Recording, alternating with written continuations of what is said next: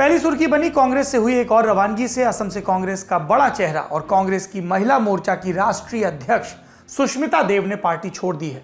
इससे पहले ये बात चलती कि क्या वो भी ज्योतिरादित्य सिंधिया और जितिन प्रसाद की तरह भाजपा में जा रही हैं। खबर आ गई कि सुष्मिता अभिषेक बनर्जी और डेरेक ओब्रायन से जाकर मिली हैं। इससे साफ हुआ कि सुष्मिता तृणमूल कांग्रेस में जाएंगी। आजकल सियासत ट्विटर पर ज्यादा होती है, तो सुष्मिता से जुड़ा अपडेट और उसका संकेत भी ट्विटर पर ही पहले मिला। सुष्मिता देव ने सबसे पहले अपने ट्विटर बायो में कांग्रेस सदस्य के आगे पूर्व लगाया, फिर अध्यक्ष के आगे पूर्व, ऑल इंडिया महिला कांग्रेस की, और इसके बाद उनका इस्तीफा सोशल मीडिया पर तैरने लगा। अपने इस्तीफे में उन्होंने पार्टी छोड़ने का कोई कारण नहीं बताया, बस ये कहा कि उनके जीवन में पब्लिक सर्विस से जुड़ा एक नया अध्याय शुरू हो रहा है। हमने आपको बताया इस नए अध्याय का नाम तृणमूल कांग्रेस है। अब आते हैं इस्तीफे की वजह पर। सुष्मिता चौथी पीढ़ी की कांग्रेस नेता थी। उनके पिता संतोष मोहन देव असम कांग्रेस में कद्दावर बंगाली चेहरा थे। सिलचर असम में बराक घाटी की सांस्कृतिक राजधानी है, इलाके का सबसे बड़ा शहर। ये एक वक्त संतोष मोहन देव का गढ़ हुआ करता था और यहीं से सुष्मिता भी सांसद रह चुकी हैं। आज की तारीख में भी वो बराक घाटी में कांग्रेस का सबसे बड़ा चेहरा थी। जब तक असम में सरकार और पार्टी दिवंगत कांग्रेस नेता तरुण गोगोई के पास थी, तब तक सब कुछ ठीक दिख रहा था। लेकिन उनके जाने के बाद पार्टी जब 2021 के विधानसभा चुनाव में उतरी तो भयंकर खेमेबाजी नजर आई। तरुण गोगोई के बेटे गौरव गोगोई एक तरफ थे, दूसरी तरफ पूर्व सीएम हितेश्वर सैकिया के बेटे देवव्रत सैकिया थे। तब के कांग्रेस अध्यक्ष रिपुन बोरा एक तीसरा खेमा बना रहे थे। इन सब के बीच टिकट वितरण में सुष्मिता को मान नहीं मिला और फिर कांग्रेस ने जिस तरह बदरुद्दीन अजमल की पार्टी AIUDF से साझेदारी की, उसे लेकर भी सुष्मिता नाराज थी, क्योंकि कांग्रेस और AIUDF के साथ लड़ने का मतलब था कि बराक घाटी के मुस्लिम बहुल इलाकों में सुष्मिता को अपनी राजनीतिक कुर्बानी देनी पड़ती। सूत्रों के मुताबिक इसी के चलते फरवरी 2021 में सुष्मिता उस बैठक से बाहर निकल आई थी जिसमें कैंडिडेट्स का चुनाव हो रहा था। तब भी खबरें चली थी कि वो पार्टी छोड़ देंगी, लेकिन तब विवाद किसी तरह शांत हो गया था। कांग्रेस सिटीजनशिप अमेंडमेंट एक्ट यानी CAA के खिलाफ रही है। इसे लेकर भी सुष्मिता देव सहज नहीं थी, क्योंकि बराक घाटी के बांग्ला हिंदू इस कानून के समर्थन में है। तो सुष्मिता के जाने की भूमिका कई दिन से बन रही थी। वो तृणमूल में जाकर क्या करेंगी, ये भी कोई राज नहीं है। सुष्मिता के पिता संतोष 7 बार सांसद रहे, 5 बार सिलचर से और 2 बार त्रिपुरा से। तृणमूल कांग्रेस त्रिपुरा की बांग्ला आबादी को रिझाने में कोई कसर नहीं छोड़ना चाहती और फिर सुष्मिता का अपने इलाके में, जो उनका बांग्ला बहुल इलाका है, खूब असर भी है। तो पार्टी को ममता बनर्जी की सुष्मिता से खूब उम्मीदें हैं।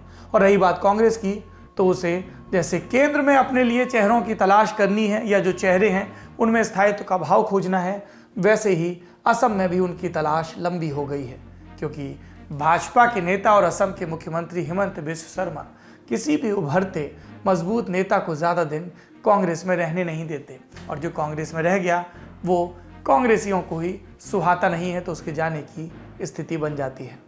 कांग्रेस के लिए ये झटका एक और वजह से है। हाल के मिजोरम असम सीमा विवाद में बराक घाटी सबसे इंपॉर्टेंट थी असम के पॉइंट ऑफ व्यू से, और हिमंत बिस्व शर्मा ने जिस तरह का स्टैंड लिया उससे उनका और उनकी पार्टी का कद बड़ा हुआ, और ऐसे में कांग्रेस को काउंटर करने के लिए अब ना चेहरा बचा है ना नैरेटिव।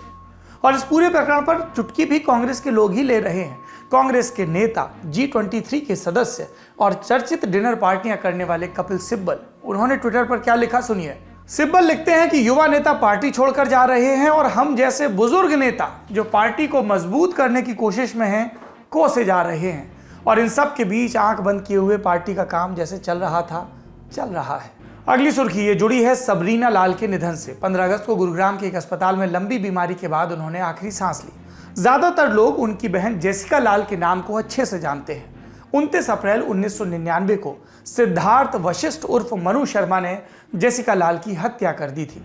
मनु शर्मा के पिता विनोद शर्मा कांग्रेस के बड़े नेता थे और हरियाणा से कई दफा विधायक रह चुके थे। एक दफा राज्यसभा में भी आ चुके थे। इसलिए मामले को रफा दफा करने के लिए दिल्ली पुलिस पर दबाव भी बहुत था। एक के बाद एक गवाह पलट रहे थे। ट्रायल कोर्ट ने मनु शर्मा को रिहा भी कर दिया और फिर वो हेडिंग आई थी, नो वन किल्ड जेसिका। लेकिन सबरीना लाल ने अपनी बहन के लिए लड़ना छोड़ा नहीं और फिर दिल्ली हाईकोर्ट में ये मामला दोबारा चला। दिसंबर 2006 में मनु शर्मा को दोषी पाकर उम्र कैद की सजा सुनाई गई। सुप्रीम कोर्ट ने भी इस सजा को बरकरार रखा।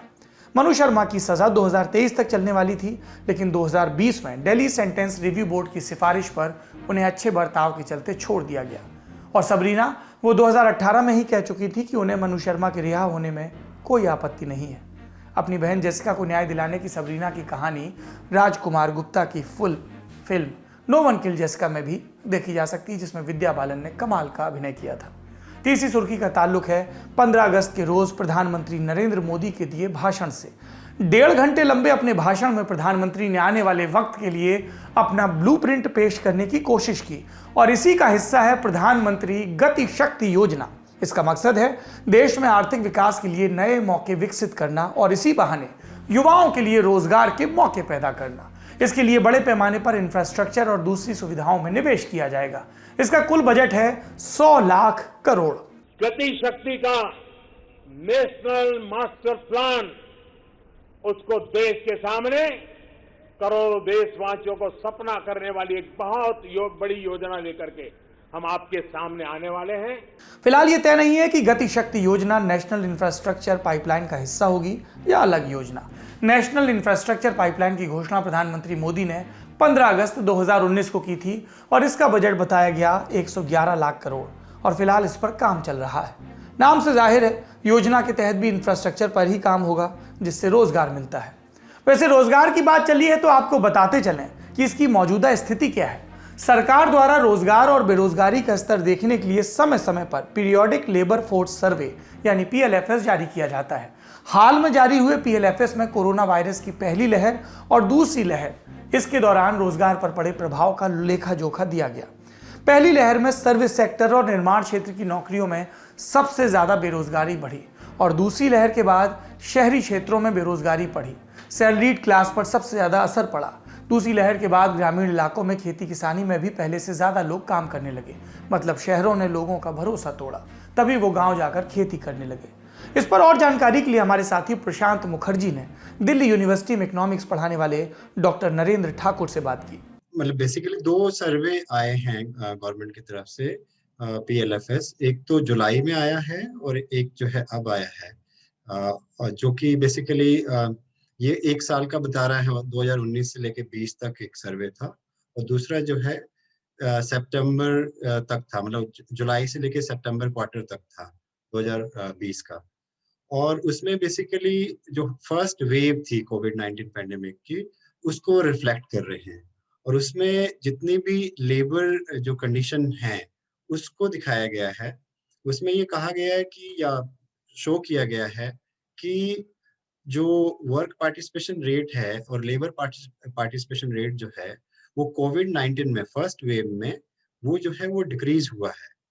ऑलरेडी पहले ही फीमेल जो है वो कम पार्टिसिपेट कर रही थी, लेकिन अब जो है और ज्यादा कम जो है वो पार्टिसिपेट कर रही है, यदि आप कंपेयर कर रहे हैं प्री कोविड पैंडेमिक पीरियड से।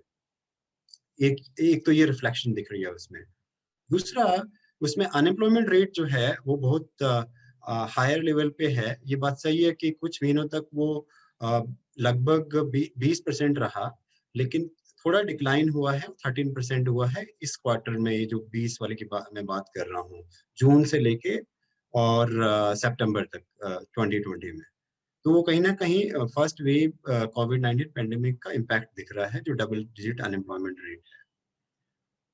तीसरी चीज जो दिख रही है वो बड़ा बहुत ही एक तरह से डिस्ट्रेसफुल कंडीशन को रिफ्लेक्ट कर रहे हैं इंडियन लेबर मार्केट में।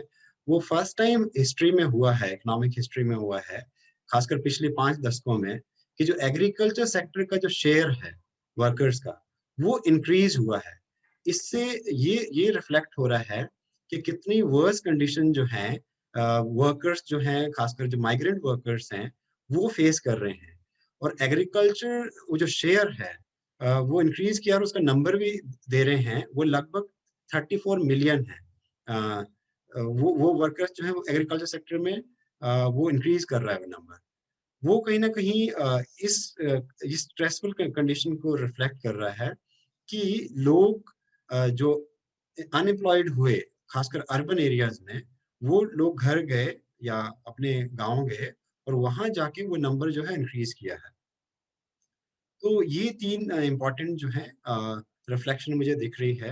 और साथ में मैं ये भी कहूँगा कि वो कहीं ना कहीं, जब ये थर्ड जो मैं फीचर इम्पॉर्टेंट बता रहा हूँ, वो कहीं न कहीं स्ट्रक्चरल क्राइसिस की तरफ रिएक्ट कर रही है। ये रिपोर्ट कि कहीं न कहीं जो रोज़गार का जो प्रश्न है और जो बेरोज़गारी है, वो बहुत ही क्रिटिकल फ़ेज़ पे चली है और यदि यदि यदि हम कहें कोविड-19 पैंडेमिक सेकंड वेव का, तो मुझे लगता है कि और स्थितियाँ खराब हुई हैं। आखिरी सुर्खी का संबंध पैक्सिस मामले को लेकर सुप्रीम कोर्ट में हुई सुनवाई से है। सरकार ने आज अदालत को बताया कि पैक्सिस मामले में लगी याचिकाएं कयासों और आधारहीन मीडिया रिपोर्ट्स की देन है। ये सरकार ने कहा। अपने ऊपर लगाए सभी आरोपों को बेबुनियाद बताया, पर यह भी जोड़ा कि इन आरोपों की जांच के लिए एक्सपर्ट्स के एक समूह को लगाया जाएगा। याचिकाकर्ता एन राम और शशि कुमार, उनकी तरफ से पेश हुए वकील कपिल सिब्बल, उन्होंने कहा कि सरकार ने अपने हलफनामे में यह नहीं बताया कि पेगासस का इस्तेमाल किया है या नहीं। पूरा संसद का सत्र बीत गया, तब भी सरकार ने नहीं कहा कि जांच करवाएंगे। अब कोर्ट में कह रहे हैं। देखिए आगे क्या अपडेट होता है।